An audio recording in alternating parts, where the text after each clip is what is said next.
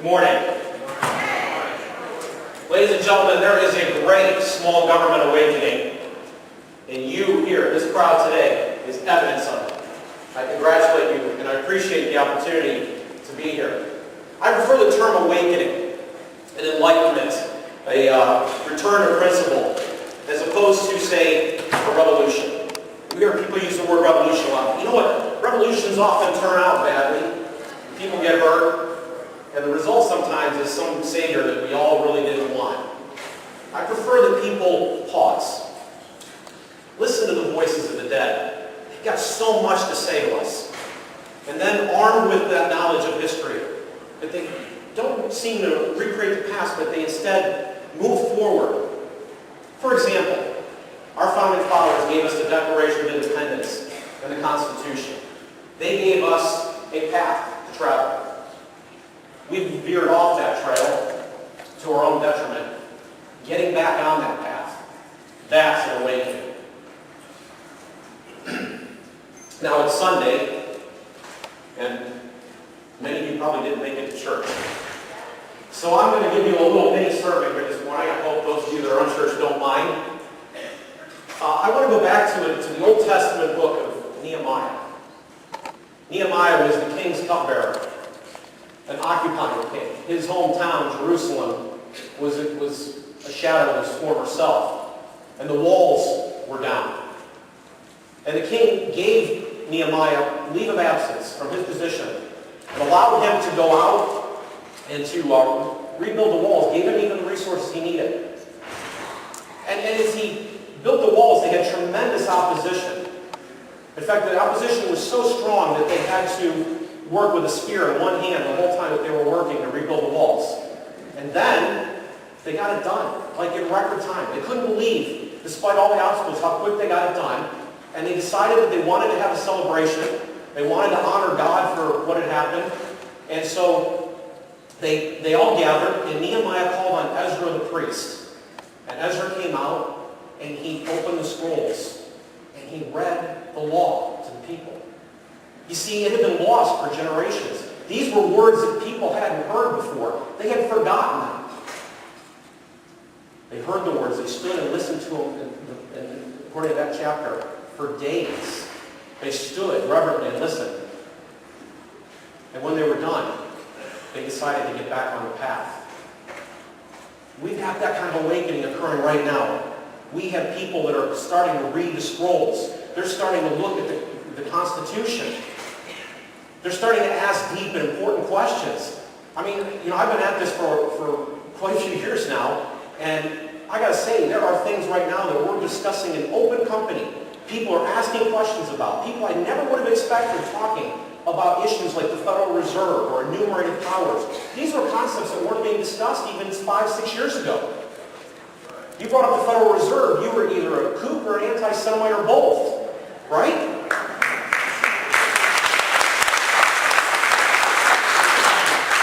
Now, most of the time that I bring this up because most of the time that I'm out talking to people, I'm doing like a radio interview. And in the radio interview, I'm frequently challenged to justify our position, explain how it would work. Now, I'm not one of these people that has a problem or believes that principle is somehow or other opposite pragmatism. I believe that doing right leads to good results, okay?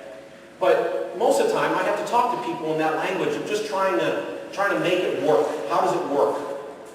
And that's okay. But the one problem that pragmatism has is that sooner or later something bad's going to happen. There will be a crisis. Fear will show up. That's false evidence appearing real. And people will lose sight of the principle if they aren't firmly grounded. The great thing about a crowd like this, the thing that excites me about the conversations that we are beginning to have as Americans, is that you're getting grounded in principle. You have a good foundation. You've read the scrolls. The Nehemiah talk today is the great small government awakening in two areas we activists must dominate. And those two areas both start with the letter I. They are interposition and, well, we'll get to them. Let's start with interposition. John Calvin. I want to just take my sermon just a couple minutes more. Great reformer. First penned the words interposition of the lower magistrate. The ability of a lower figure in the government, of lower esteem or rank, to be able to stand up to the king and say, no, this isn't right, this isn't legal. And lots of Presbyterian leading lights in the years that followed elaborated on this theory, including Samuel Rutherford, who wrote Lex Rex, which meant law before the king. He said, no man emerges from the womb with a scepter in his hand and a crown on his head. And that's the system upon which our founders gave us this country. Every magistrate in this country, every public official swears an oath.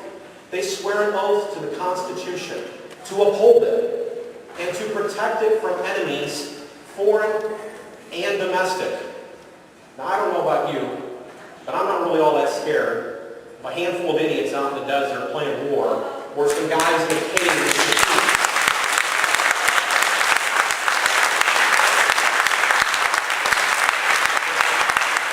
People most likely to affect my family, my business, my community, to take away my liberty are in capitals, particularly Washington, D.C.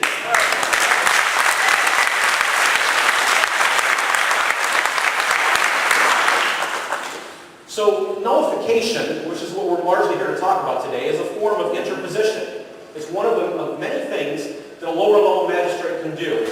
But I made some notes here that I don't want to forget these. I kind of try to think of some of the other things that a magistrate could do, that somebody in a public office at a lower rank could still do to protect your liberty, to stand up to Washington, D.C. They could use their office, their holy pulpit, to speak out against what's going on in Washington. They could take their case to their constituents and begin to organize their constituents in a way that is effective, to say no. They can work to defeat current office holders, and here's a very heretical thought, in their own party.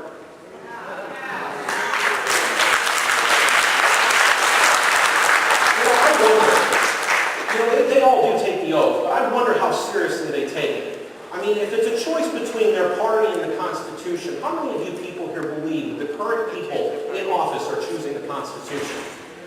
Yeah, I don't think so. They can sue in the courts. Oftentimes, they have standing that you and I as individuals don't have. They are able to go in and challenge the law in court. They can issue resolutions. I'm going to give you an example of the Founding Fathers in action in a moment. These are not toothless things. This is an important step in the process. It's a way of registering dissent. They can even have recall campaigns in some situations. And of course there's nullification. And even the scope of nullification can vary. It can be partial in nature. They can choose to maybe partially implement a law or implement it haphazardly. Or they can refuse to implement the whole thing. And ultimately, there's the nuclear bomb of interposition, which is secession.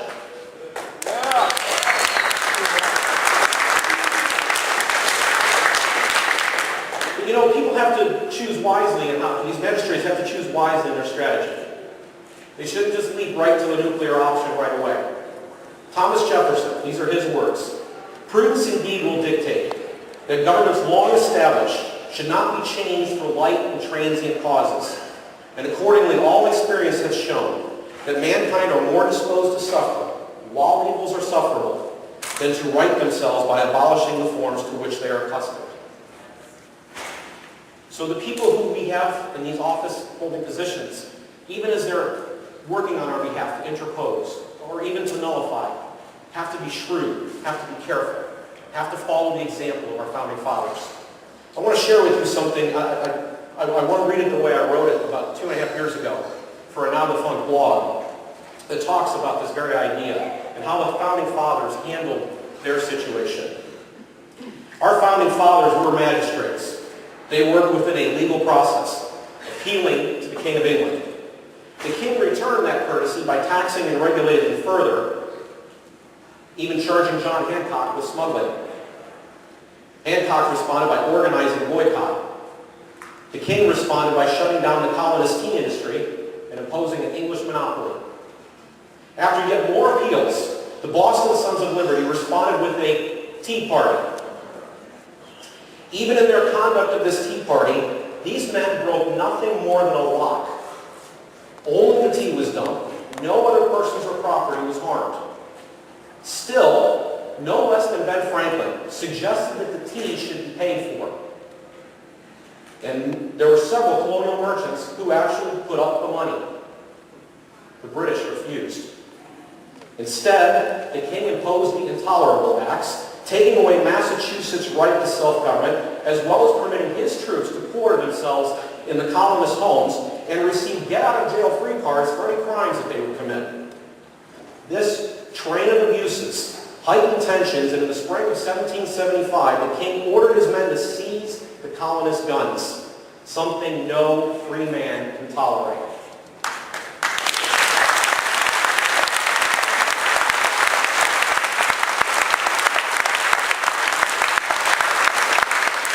We all know violence ensued, yet even then the organized colonists only prepared a defense. The Continental Congress sent the Olive Branch Petition to King George. The king refused to read the Olive Branch Petition, and it was the king who declared the colonists to be in a, quote, open state of rebellion, end quote. Not the other way around. The Continental Congress, ever accountable, ever careful, responded by explaining their actions to the world in a declaration of the causes and necessity of taking up arms. A full year before the Declaration of Independence would be signed. It took that long to build up the political will to get that document complete and take the final step of forming an independent country. You see, the magistrates in this story were patient to the point of plotting. They appealed to authority at every step. And it was the king, not the magistrates, which declared the citizens, his colonists, to be in rebellion. Those are the type of leaders we're looking for, men like the Founding Fathers who will stand up and be shrewd and use these tools in the right way. But the other I that we're going to talk about this morning is incentives. You know, ladies and gentlemen, our system is upside down, inside out, topsy-turvy, cattywampus. It's a mess. The incentives are perverse. Needy, people-pleasing politicians find it very, very hard to say no, because no might cost them support, might even earn them a new enemy.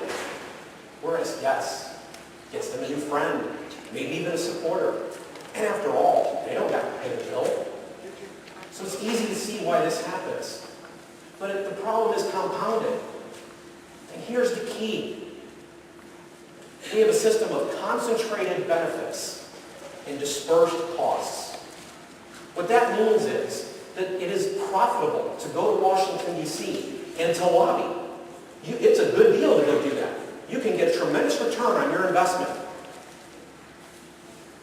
But for all of us, when programs are costing us pennies and nickels and dimes and quarters and dollars a week or a month, are we going to go fight to save that money?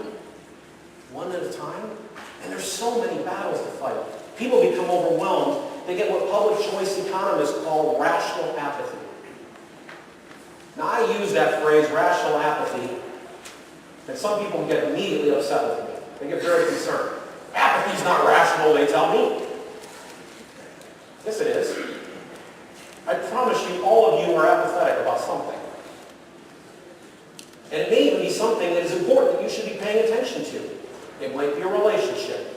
It might be your physical fitness. It might be your financial planning. I don't know what. But we all have something that we're not quite getting to that we should be paying attention to. Most of our fellow citizens aren't paying attention to politics because they believe the likelihood of success, even if they did get involved, would be so incredibly low. The key, the thing that we need to do is we need to reverse that sentiment. We need to turn it on its head. I'm going to say to you now the most important thing I'm going to say this whole talk. If you remember nothing else that I said here today, I hope you will remember this line. In fact, it may be the most important thing you hear from any speaker all day, if I dare say. God tends to be on the side of bigger battalions. Every political controversy resolves down to just one question. You and what army? You see, politicians are using force on you all the time. And it is the only thing they respect. You can't reason with them. You can't appeal to their logic or their compassion or their decency. You can't point to the law. People tell me all the time, well, this problem would be solved if they would just do what was in the Constitution. The argument isn't going to work with them. Ron Paul has said it's the least effective argument he uses on Capitol Hill. They understand force, though. They understand pressure.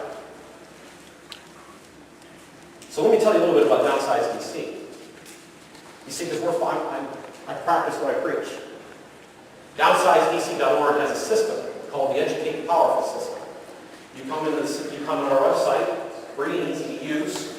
You simply put in your contact information.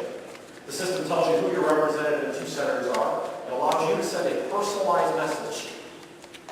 That message is delivered simultaneously to all three offices for your convenience, and it's delivered in such a way that that office knows that it's hearing from a constituent, and we know that messages from constituents are commonly considered important. They're read. But even better, when you do it with downsize-dc.org, you're not doing it alone. The Army matters. I'm just curious, by a show of hands, how many people are already DC downsizers? Fantastic. That means there's a lot of potential people here that can sign up. So what we're going to do is we're going to start doing some clipboards to the audience so you can sign up for our free newsletter. It's on the email, the Downsizer Dispatch, where we tell people to get active on various things, including our agenda. In fact, the thing that we're best known for is something called the Read the Bills Act.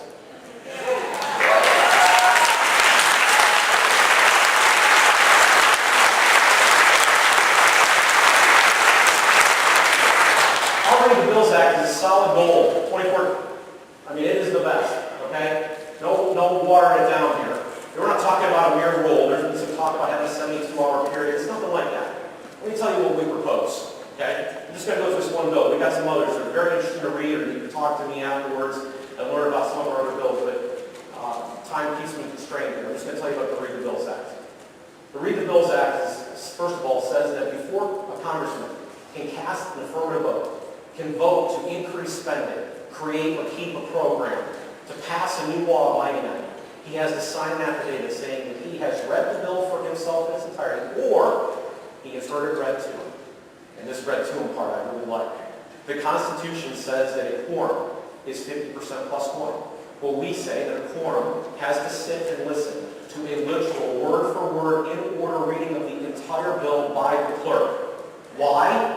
Because the mind will procure what the hiding will endure. And ladies and gentlemen, this is about incentives, remember? If we want shorter bills and fewer of them, we just need to make it sit and listen.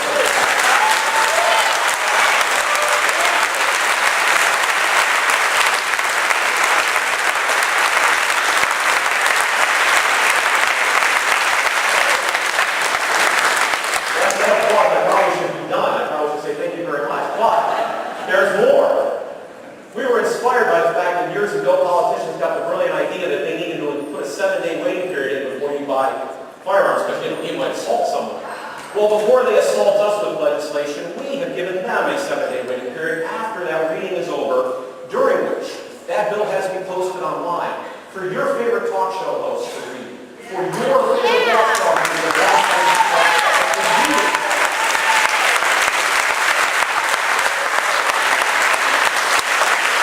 And because this is not a mere rule, it's binding on both houses, and it has teeth. You say, well, how do we possibly enforce such a rule? Well, we said that if you're charged with a crime that was passed and they didn't follow the procedure, you can simply show the evidence to the judge, Your Honor, they didn't follow the procedure, and the judge will throw the case out of court with impunity. So let them pass these laws without following the rules. They won't be binding on you. That's the Read the Bills Act. Now, when I say this, people say to me, that will never happen. You can't get that done. You can't beg politicians, and we can't seem to get the right people elected. Well, my strategy has nothing to do with begging anybody or hoping anybody's going to... I'm not looking for some Mr. Smith goes to Washington character to emerge here and say, oh, we've been wrong all these years. And then all of a sudden they all have a come to Jesus moment and they decide that they're going to introduce the bill. I'm not waiting for that. I want to put a lot of pressure on it. The way I want to do it is I want to have an army so big they can't afford to ignore it. So large that we can begin to get the message out to everyone every day about these ideas. Make them mainstream. Make them part of the national dialogue. Not fringe anymore. I want to be as ubiquitous as Geico. How many people here have heard of Geico? Okay? And that's what we're attempting to do. We're attempting to bring that kind of force. There's a couple, now, you have a situation here where you're trying to get your politicians to locally, to stand up to Washington. And that means that you're going to need to give them a spine transplant. Do you know who the spine is? You are. You've got to bring that army. Because they understand that kind of pressure. They understand that kind of force. That's what's necessary to be done here. And there's an added benefit to going this route. You see, right now, ladies and gentlemen, I wish I had time to go into this, but they've really closed the door on elections to us. Electing the right people isn't where it's at. Building the army is where it's at. But if you build the army, interesting thing happens. You know, politicians aren't leaders. They're not philosopher kings. They're not statesmen. They're opportunists looking for a parade that's marching somewhere, and they want to pretend to lead it. So if you build a parade, the right politicians will come. Okay?